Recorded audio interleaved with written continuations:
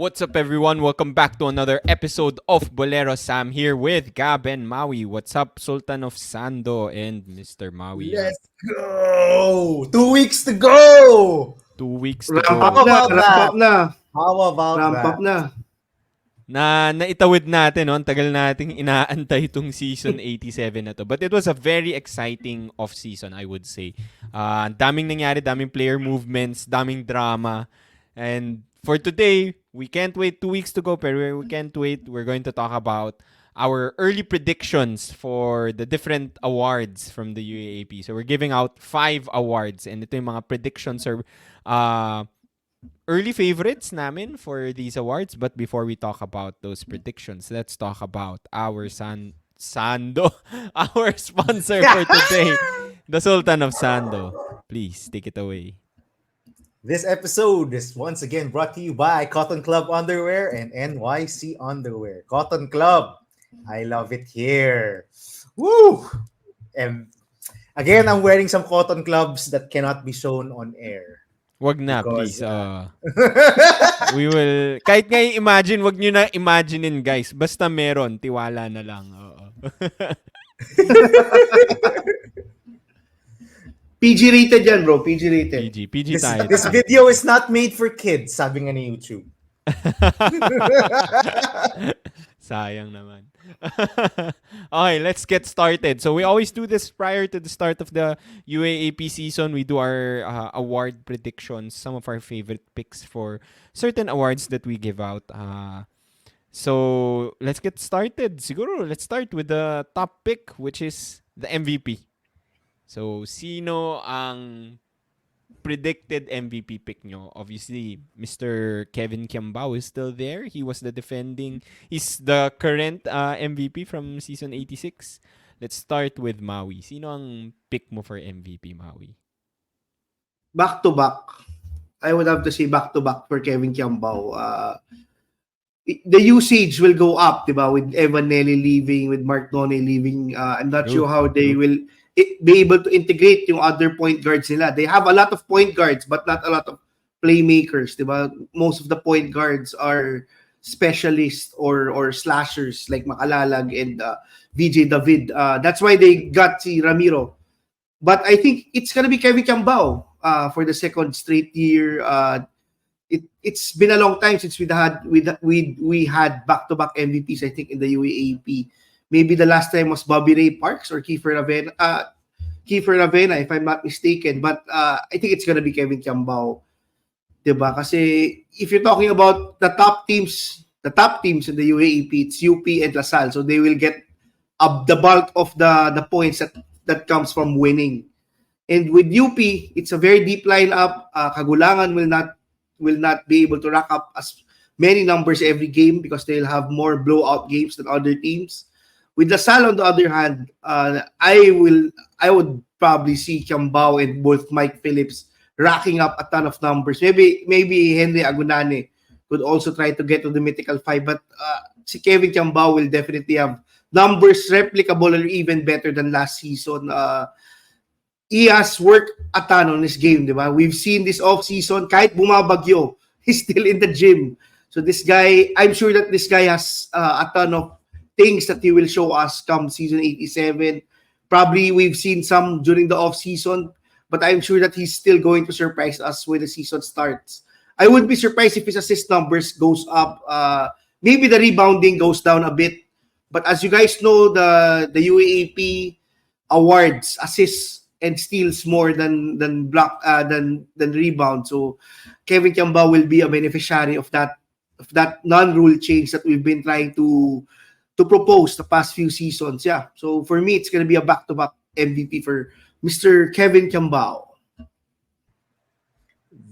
This is probably the most hard to disagree, no, with that pick. Hard to disagree. But Gab, ikaw. I know, and that's why I was gonna say this is probably the most boring award that we're gonna discuss because That's why we I can started swerve. with it. I can swerve and take one of my honorable mentions. Perhaps we'll discuss it, but yeah, my pick is KQ. As Maui said, the other high usage guy on his team is now gone. So the only high usage guy left on the team is just Kevin Kimbao. And from the way he's being played in the preseason, from the way nearly every time he's on the floor, the offense just runs through him. He's gonna rack up a ton of numbers. He's gonna shoot a ton of threes. He's gonna score a lot of points. He's gonna get a lot of assists. Tama si Maui, the rebounding might just go down because he's not playing on the inside anymore. Although I do still believe that their best lineup is with Mike Phillips at center and Kevin Kimbao at power forward.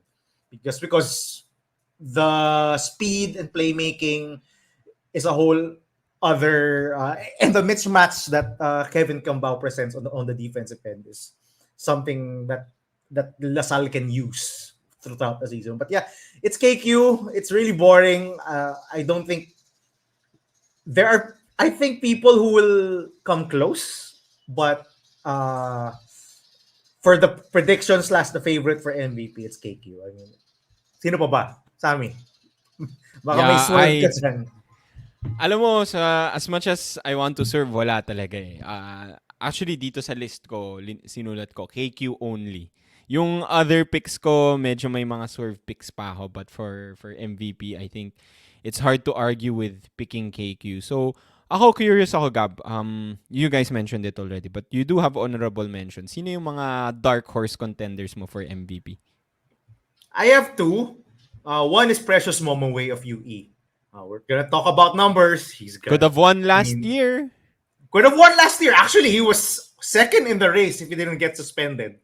So, third or second in the race. I forgot if it was him or Malik. But when he got suspended, he was basically out of the race. But he was there just because he was racking up so much numbers. And for this season, with his improved offensive game, with the amount of minutes he's gonna play, we talked about this in our lock maybe or na sa UE. He's probably gonna play 35 to 40 minutes a game. He's gonna grab a ton of rebounds, gonna block a ton of shots. He's probably not gonna be very efficient, but I don't think statistical points count efficiency. So yeah, he's gonna score a ton of points. The one that's gonna hurt him is the wins. Unless you pulls off a hell of a surprise for season 87 Which and is, makes it to possible. number 3. It's possible. Nanggugulat I'm not gonna rule that out, but it's gonna be tough. Sabi nga natin pala, since the mid of the preseason, seeds 3 to 8 is a Royal Rumble. You could pick anyone. You could pick anyone to finish number 3 to finish number 8. You could pick. It's wild. So that's probably gonna hurt him for his MVP case, Precious. But the numbers wise is gonna definitely go his way. The rule, as Maui alluded to earlier, where assists and steals are still counted double in the race. It's still crazy. I don't know why the UAP has not changed that yet. Ngayon na lumaki na yung subscriber base natin, baka umabot naman tayo sa UAP board. Mga boss, baka pwedeng ibayin na natin yan. I mean, doon lamang si KQ no? Doon makakalamang si KQ. With a number of assists that KQ is gonna get, it's definitely skewed towards him. So yeah, but si Precious, again, the wins are a question mark. No, again, we can finish between 3 to 8, and if they finish 7th, 8th, I don't think it's gonna be enough to push Precious towards the top of the rankings for MVP. But my other honorable mention was JD, just by how he is playing. I mean, he's way older than most guards already in the UAAP. He's way more experienced. He's been to 3 finals already. He's playing out of his mind in the preseason. The one thing, UP is gonna rack up a ton of wins. The one thing that's gonna go against him, like Maui said, they're gonna probably blow out a lot of teams, and that's gonna probably lead to low minutes for JD and lower numbers. But in terms of racking up the numbers required, the ability to rack up the numbers required for MVP, I think JD has it. Like I've called him for many seasons now the best point guard in the UAP. I stand by that he's the best point guard in the UAP. And I think in big games, in close games, you'll see JD become that type of player. So those are my two honorable mentions. But Yeah. malayo, I think si KQ talaga yung clear cut Yeah. eh.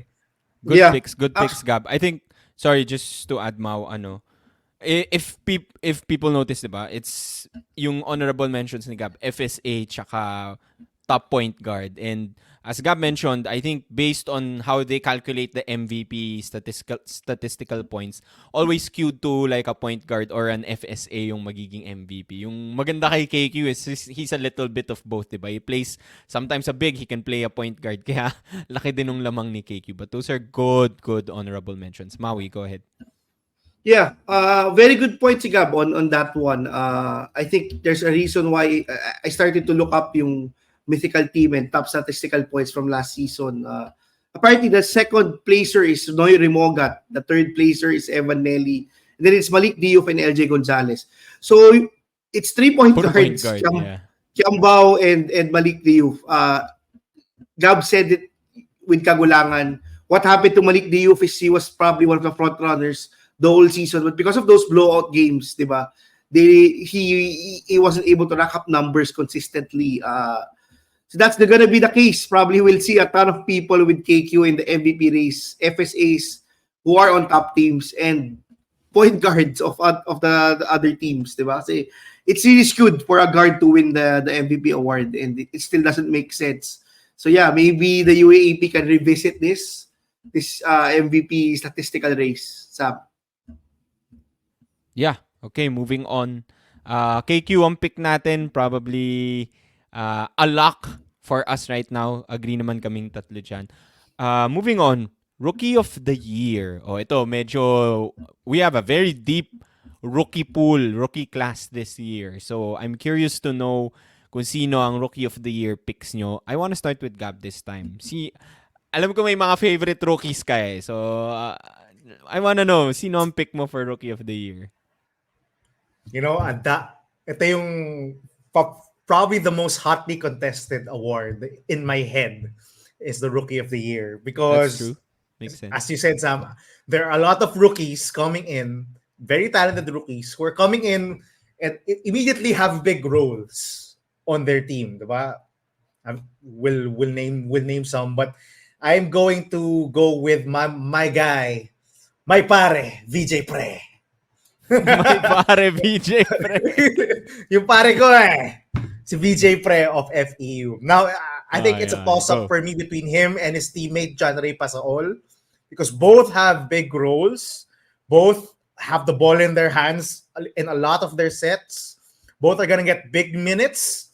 But I'm going towards VJ Pre just because he can play make. He'll get a ton of rebounds. He'll score a ton of points, and he can pass as well. He also passes the ball. A lot of the offense runs through him. So I'm gonna go for VJ Pre. It's hard to see John Ray beating out yung VJ Pre, just because I don't think John Ray will rack up as much blocks or rebounds as a VJ Pre. He'll probably score more points than VJ, but in the totality and the polish of his game and how he attacks, the amount of skill, the skill set of VJ Pre always leaves me in awe whenever I watch this guy. Well, he's 6'4", 6'5". He dribbles and attacks from the perimeter, but he can post up. May galaw din siya sa loob, ala Cedric Manzano. You can compare him to that. He can also block shots on the defensive end just because of how mobile and how long he is. Grabe yung skill set ni VJ Pre, and I think that's gonna help him to rack up the necessary numbers. And the narrative, this is an FEU team on the rise. I picked them. I recently had them as my number 4 team. I think they can crack the Final Four. I told our FEU subscribers that in the near future, I can see FEU having that taste of a championship just because of how much they've brought up from their juniors program and how talented their homegrown guys are. So from the history of the UAAP, that type of model has worked. Yung guys you bring up from your high school division up to your seniors division, if you bring them up together, it usually leads to good results. Eh. So, my rookie of the year pick, VJ Pre. Maui. Awi, Homer to, I'm Yeah, sure. I'm sure Homer to. yeah. Ayun, bumiti na. Malalaman Actually, natin. actually, diba, previous year I picked Mason to win the award, but it was a different situation kasi he came off the bench. I think si VJ Pre yung easy pick. From what you've seen during the off season, he's really played on another level. Parang di rookie si VJ Pre. And he continues to surprise me the more I watch him. But because of the way that the UAAP calculates statistical points, I think it's gonna be a point guard. So I would have to agree with Gab that it has to be John Ray Pasaol or my pick, Jared Bahay for Ateneo. Homer pick, Yun! Homer pick, Homer pick. But remember, Ateneo just lost everyone. Diba? They lost their whole starting lineup. Net Sean Kitevis, diba? If you've been watching them during the preseason, Bias basically can do whatever he wants. He can jack up 3-pointers. He can play make. He can do whatever he wants on the floor. That's how limited Ateneo is offensively right now. And I think it's one of the main reasons why he decided to go to Ateneo. Diba? The usage that he will get, the tutelage of from Coach Tab Baldwin. But at the end of the day, it's really about usage. Diba? Kasi if you want to go to a winning program, then he should have gone to UP. But I just think that all of the rookies have really surprised me a lot this offseason. But si Bahay will probably win it just because of the way that the UAAP computes. I see him racking a ton of steals. I see him racking a ton of points. A bit probably inefficient. Diba si Gab mentioned, they don't really look at efficiency in the UAAP. Hindi naman But counted hindi naman counted. I don't think even turnovers is counted in the statistical points. But he will also rack up a ton of assists, diba, for Ateneo. So I think it has to be John Ray Pasol or Jared Bahay, I think, winning the award. But don't get me wrong, I love other rookies also. Aside from VJ Pre, to name a few lang, si Doy Dungo is, I think, somebody that's gonna be underlooked, but yung impact niya on the floor will be very important to LaSalle's versatility. And ang ganda kasi in previous years, we've only had a few rookies who we thought could be difference makers. But for this season, there are a ton of rookies that could be difference makers. You haven't even mentioned the Gilas guys, diba, sila Konov and si Mahmoud for UST. But if you were to ask me, Homer pick, I would still pick Jared Bahay. Sam. Yeah, good pick. I mean, we've talked about it sa MVP race. The way the points are calculated, sometimes it can be skewed towards a guard, diba? A guy who has the ball all the time then. I love the picks. I think we all agree there are three favorites here. VJ Pre, I listed three then. So I had VJ Pre, Pasaol, and Jared Bahay. I'm going to just pick John Ray Pasaol this time. Para naman maiba, I'm going to para may sarili-sarili tayong manok for Rookie of the Year. I think we all also had very different rookies from last year, if I remember correctly. So, you guys mentioned Pasaol already.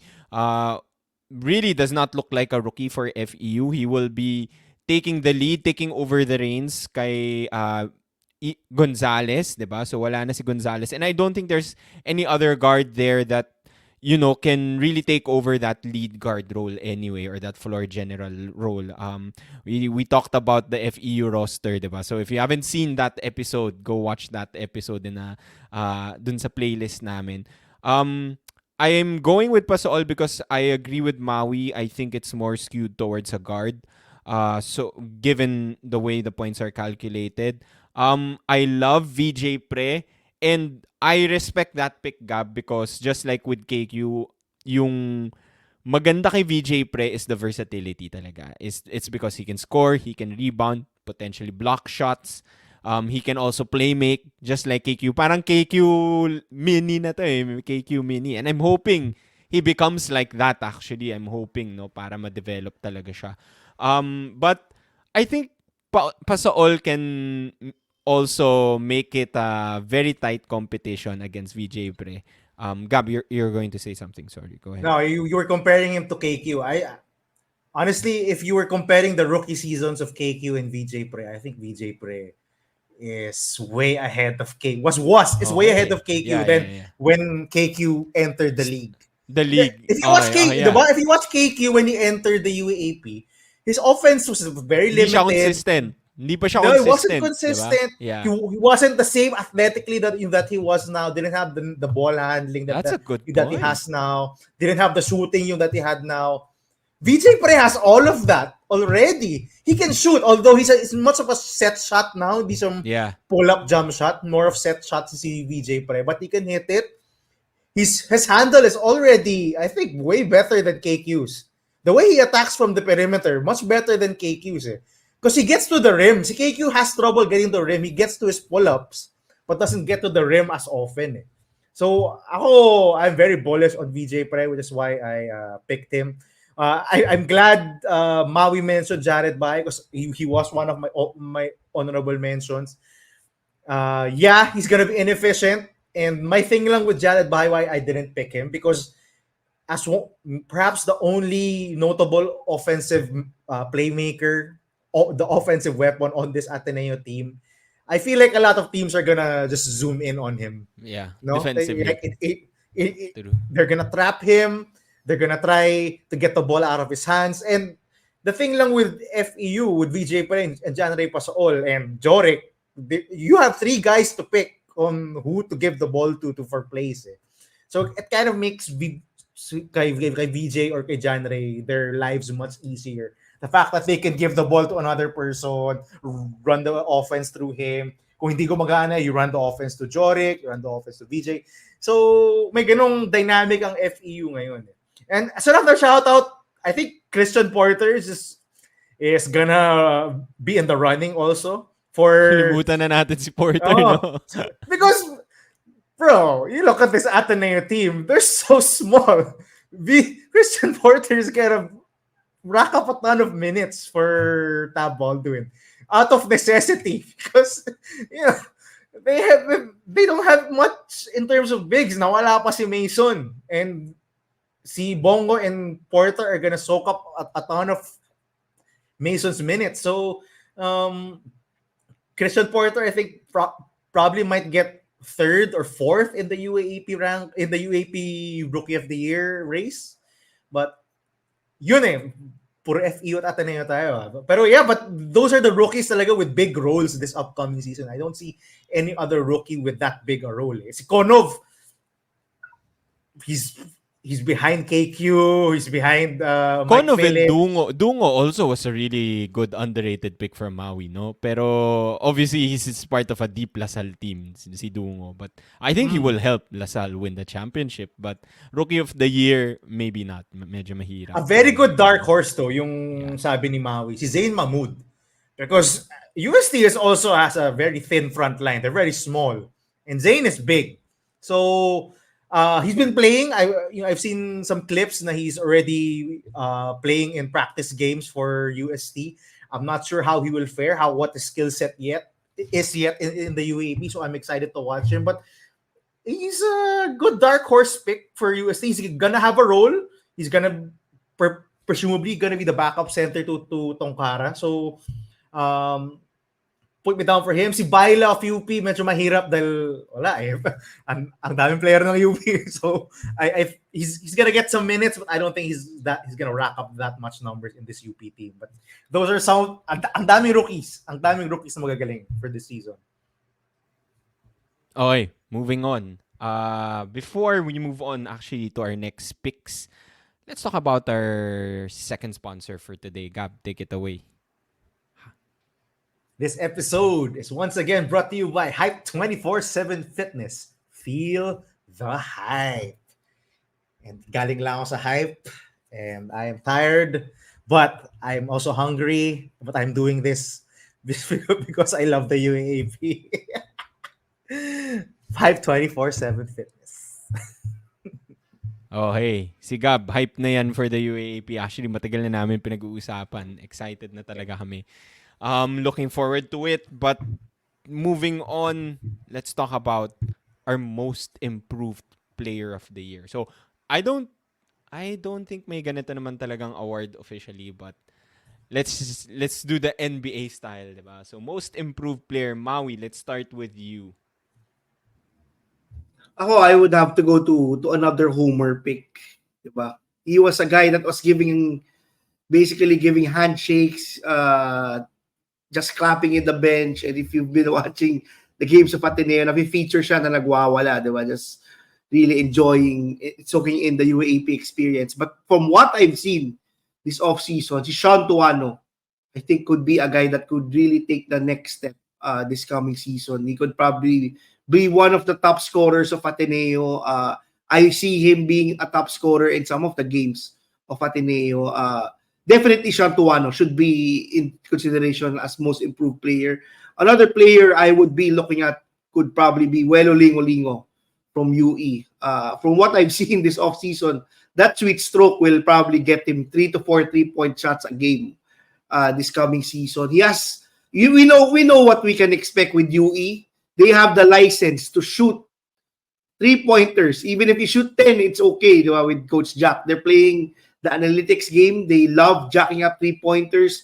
They play a very fast pace of basketball. I see Welo Lingo as probably one of those players that could break out this season and hopefully get some spotlight to potentially jumpstart his career to get to the pros. I think those two players are warranted and should be in the conversation in most improved players. Gab.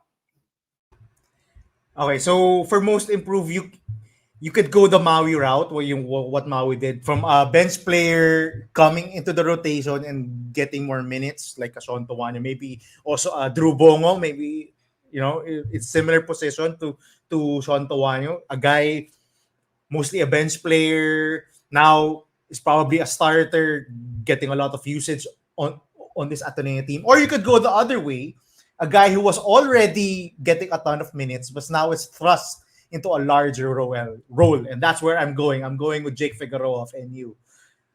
He was already the number 2 player from last season next to Kian Baclaan as a number 2 offensive option for NU. Without a Kian now, clear number 1 option. And aside from the outside shooting, I love what I've seen from Jake Figueroa. I think he's gonna be a menace for this upcoming season. He's gonna attack the rim with reckless abandon. He's gonna get a ton of free throws. He's gonna rack up a ton of steals and blocks for this very good NU defense. And I just think from a guy who was struggling to transition to being a wing player now to being the clear number 1 guy on NU, and for me a mythical team lock. I think he's the lock for the mythical team just for the amount of numbers he's gonna get for this NU team. My most improved player is gonna be Jake Figueroa. I was already high on him from last season. I think he's gonna be way better this season. He's gonna be much more of a leader. He's gonna lead NU every game. So for me, it's Jake Figueroa. Sammy. Love both picks. I actually had Welo Lingo as my most improved player pick. Maui explained it already, but losing Ray Romogat will hurt UE. You still have Precious Momoway, but you have to get something from your other players. And if you look at yung vets nila, you do have solid vets in Ethan Galang, Jack Cruz Dumont. I just think Welo Lingo probably has like the highest upside in terms of like offensive power. How I imagine Welo Lingo also is how Joric Bautista just shot up out of nowhere then. Again, Gab, alam ko favorite mo si Joric before. But role player lang talaga siya, a spot-up shooter lang, and then became main offensive guy for FEU in the latter half of last season. So I do have Welo Lingo as one of my MIP picks. Actually, thinking about what Gab said, no, like a guy like Jake Figueroa, who's already like a big star last season. Hindi pala siya nag-mythical, but a star already. Naisip ko si Joric Bautista din. Last year, I think if you picked him last year, I would say he's the most improved player from last year. But he still had LJ Gonzalez last year. This year, it's really going to be his team. And we saw that, well, it didn't look that good when he was the main offensive guy, diba? But if he has teammates, solid teammates like VJ Pre and Pasaol, I think just the three of them, etong si Joric Bautista can thrive better also para hindi lahat ng defense focused on him. Hindi lahat nung ball handling, playmaking kailangan sa kanya. He can focus on like the scoring. So he could still have like that next level jump for Joric Bautista. Before we move on, just a note Go. on Welo, Lingo. Again, I've been a fan of Welo since last season. I think I had them as my who the Yeah. Naalala ko yun. Di ba? Parang surprise player na, sino to? Pinapupo ko lang sobrang daming tres beside Ray Remogat. So, he was one of my favorite players. Just great name, Welo Lingo, great name, and a great shot to go along with it. The key lang for me for Welo is he has to learn how to attack closeouts efficiently. Have that kind of game Because right now, he's being utilized solely as a spot-up shooter. A guy shooter na who gets passes off of drives, who gets passes off of off-ball action. But hindi ko pa nakita yung consistently skill to attack the closeout because he will be closed out a lot. He's known already as a shooter. He's scouted na siya. Hindi parang yung last season na nagulat yung buong UAAP. Oh my God! Ang galing mag-shoot itong Lingo-Lingo. So nagulat yung buong UAAP. And now, hindi na gulat ang UAAP. They know that this guy can shoot. They're gonna close out on him. And so far, hindi ko pa nakita yung consistent way to create offense from attacking a closeout. It's usually just one direction and i-kick out na ni Welo Or one direction, okay, one layup. But what if there are two defenders coming at you and one defender will help? Someone na dadalhin yung bola. Someone na i-dish off, i-drop off mo ba, i-pass off mo to the other corner.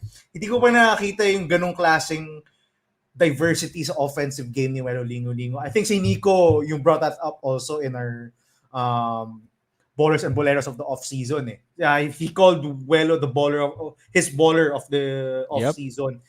But there are still inconsistencies with this game. But I like the pick. Again, there's a big role opened up in UE. And kung sino magkukuha nun, we'll see. Land of opportunity. Diba? Land of opportunity. Tama. Yeah. Maraming Tsaka, I just want to add also, si Gab made a very big case for Jake Figueroa. I'll have to make a big case for Jolo Manansala also. The way I see it kasi last season, pre-season, if you guys remember, I was very high on Jake Figueroa coming to the season. Right now, for NU, I'm high for Jolo Manansala. Yung improvement last year niya talaga by the way. Diba? Yeah. Yung improvement ni Jolong Manansala this off-season, I think, could be carried on to the UAP. He will get some usage. Not like before when he was just needed in spot minutes. There's a reason why he was one of the top scorers for NU this off-season. I think he can do it also this coming season. They will need to rely on other guys to be consistent, diba? They can't expect Humamoy to be as consistent as Baklaan was before. But that could happen. But I think si Jolo Manansala is ready for that next step. Especially since, as Sam mentioned, I think it's his last or second to the last season. So he has to make a name for himself to get to the pros. Actually, hindi nga natin napag-usapan si Humamoy. Humamoy could potentially be an MIP that's also. also a good pick, Sophomore, diba? So, Reinhard yung Humamoy, tatlo sa NU, tatlo yung pick natin sa NU. When you lose Baklaan, you really may opportunity. All of those usage will go to somewhere. So it's really NU and UE who will surprise us with players. That's true. Okay, moving on. Let's talk about the FSA of the year. The best FSA for this coming season. And wala na si Malik. He's been He's been the best FSA the past season. One of the favorites with Ange Kwame. Ngayon wala nang Malik Diouf. Sino na yung next dominant FSA? Let's start with you, Gab, this time. Oh, I named them already in our MVP discussion. It's Precious for me. I know Maui's gonna go with Henry. Alam ko na eh. Alam ko this is gonna be Henry Agonane versus Precious Momoway discussion. I still think it's Precious. I love his offensive game, how he's been playing this offseason. Near the rim, post-ups, off of dump passes, just a lot of shots around the rim. He's gotten rid of his mid-range and outside shots and just taken the ball inside the paint. Which, just if you watch him, he's so good. His movement inside the paint, his footwork inside the paint has vastly improved from last season. He was a rookie last season. He was a rookie and already one of the top statistical leaders in terms of MVP. If you take away the steals and assists bump, But it's Precious for me.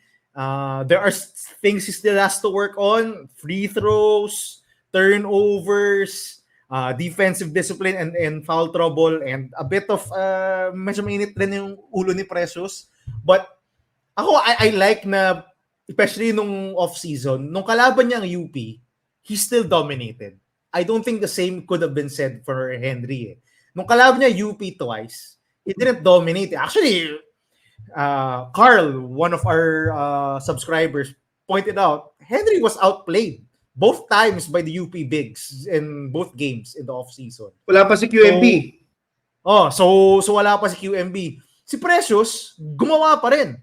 At nagbakitang gilas against UP. Despite the number of centers that UP has, Precious still showed up and played well against UP. I don't think the same can be said about Henry. This is Henry's first season in the UAAP. I think he's going to adjust.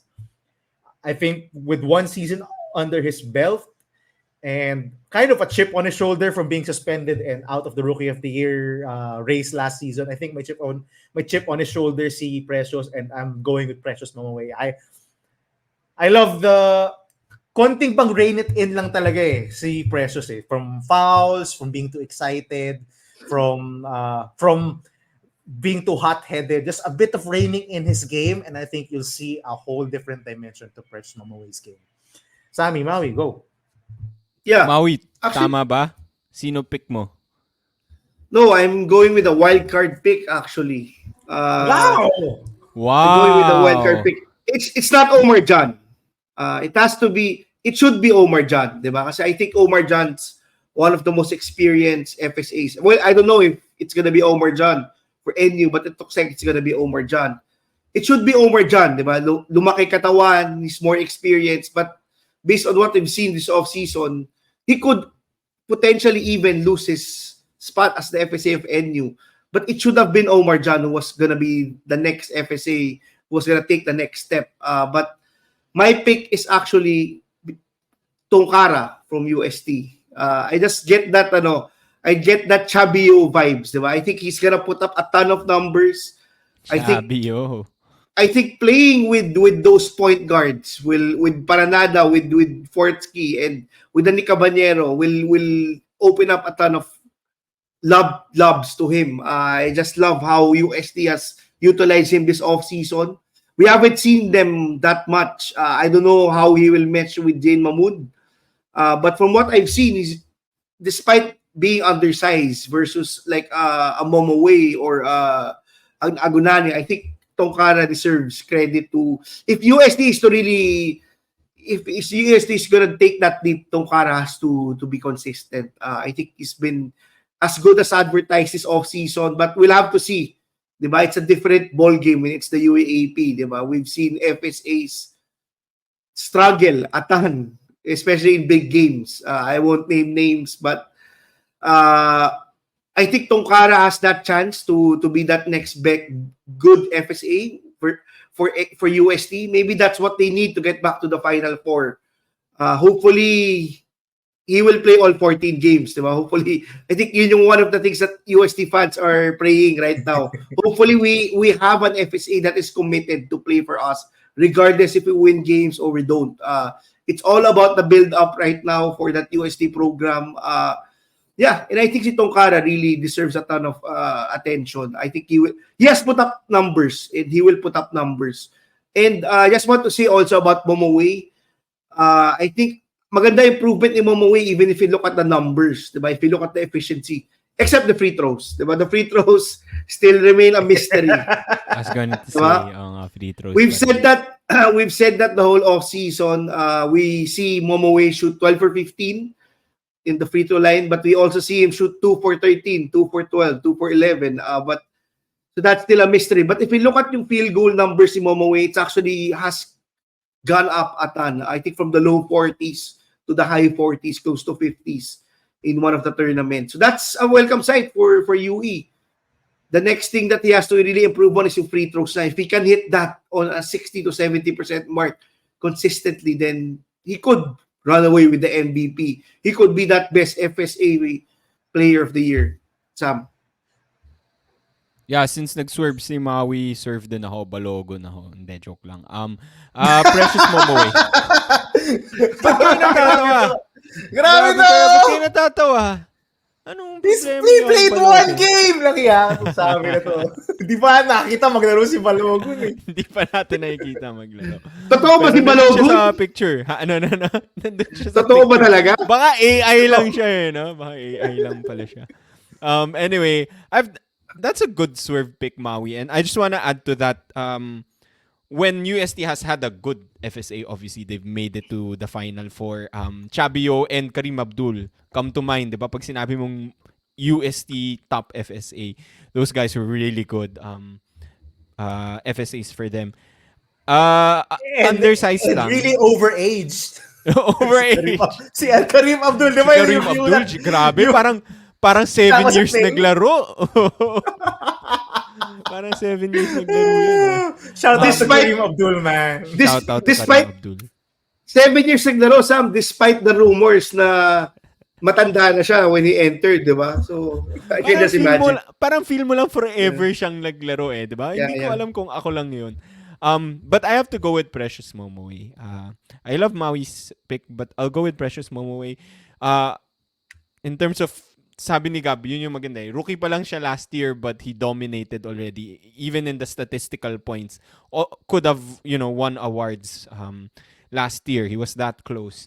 And then this year, just losing Ray Remogat will really hurt UE, and wala na silang, again, we're still looking for that next go-to guy for UE, diba? We talked about Lingo, there are other guys there, but yung tried and tested, Precious Momoe, and yung length niya, yung versatility niya, Gab talked about it, he really has the potential to dominate each and every game, kahit sino pa kalaban niya, and siguro that's the one thing, yung advantage niya also is the length versus like Tongkara.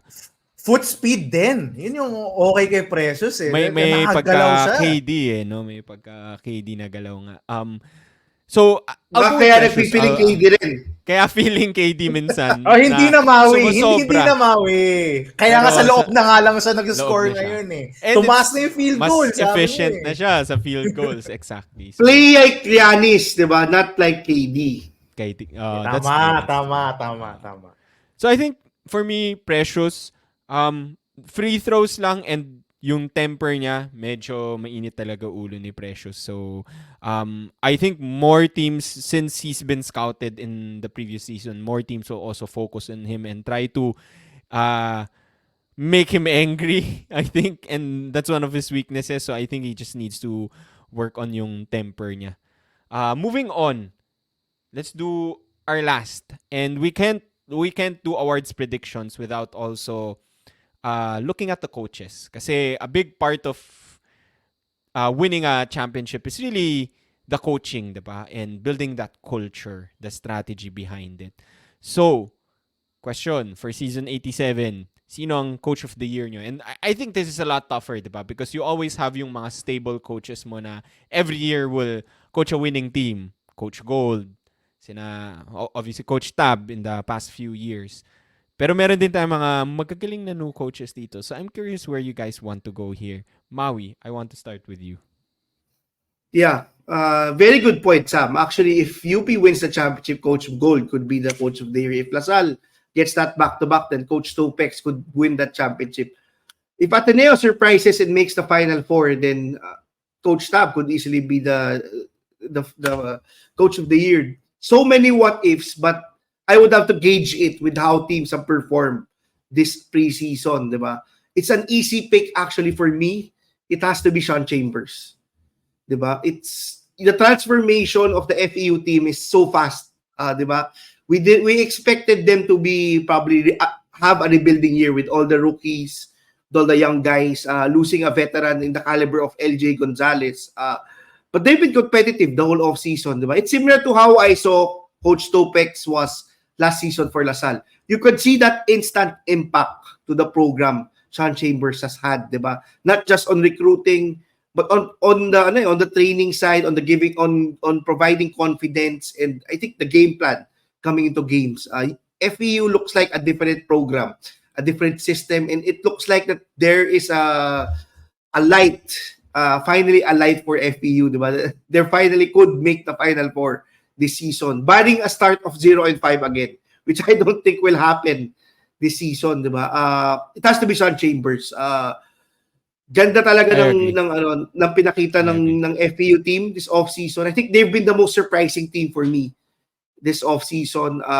As usual, UST has been very secretive, not participating in a ton of tournaments that is shown live to the public. But I really think it has to be FEU. They just have that aura that they could get over the hump and get to the Final Four, diba? Maybe it's a combination of Sean Chambers coming in and them having two of probably the top rookies, VJ Pre and Pesaol. I love what I'm seeing with FEU. I love how most of their players come from the juniors division.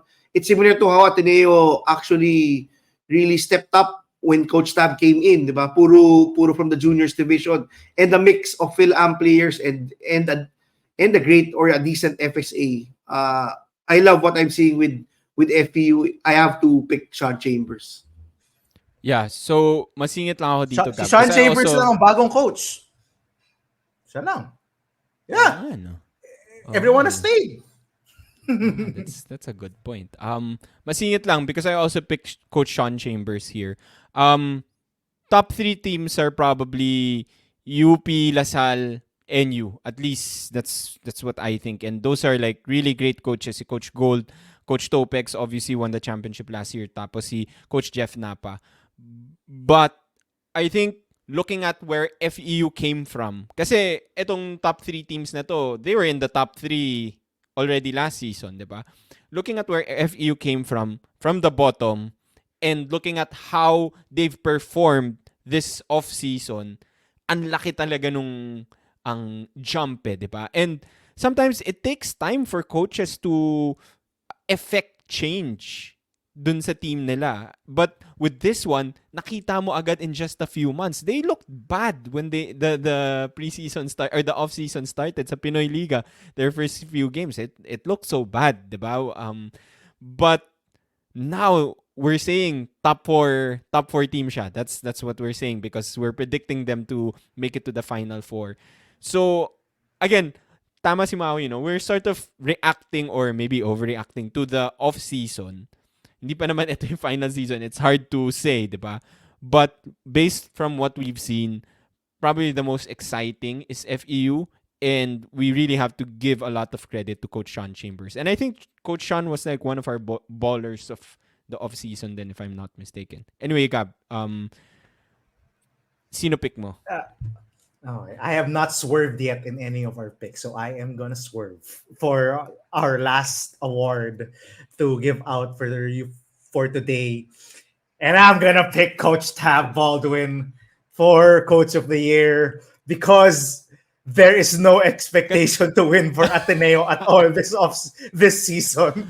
Akala ko sasabihin mo, siya yung pick mo kasi finally nanalo na siya ng game against sa UAAP team. So, go lang. Sam, I think in a lot of the interviews already with the players, all of them have said they have an underdog mentality, and I think everyone has put Ateneo at the bottom of their tiers or of their rankings, of their personal rankings for this upcoming season, Yep. just from their Watch off-season performance alone. watch Yep. out But for our power rankings. Oo nga yes, pala. Abangan nyo yun. but this is the perfect time for Coach Tab to surpass any of, if ever, of any of those low expectations that any fan or even an Ateneo fan, even I think Ateneo fans are so low on The this bar team. is so low. The bar is so low. I have the UAAP fans from Ateneo in my life. Both all of them are very pessimistic of our chances this season. Just from the way we look, from our lineup, from how small we are, everyone is just putting Ateneo down, and this is the perfect opportunity for Coach Tab to show again to surprise us. He has continually surprised us in his UAAP coaching career. If this is his last season to coach Ateneo, if if he can bring this ragtag young group of players to even a Final Four, number 4, that is a Coach of the Year candidate for me, for Coach Tab. Huge It's a swerve. success na yun. Huge success na yun. Yes, exactly, Sam. Huge success na yun. If he can bring this team full of rookies and sophomores, small team full of rookies and sophomore, to even the Final Four, even just kung mag-playoff sila for the Final Four, para sa akin, success na yun eh. That's way beyond the expectation that I think anyone has had, and that anyone has for Ateneo for this upcoming season.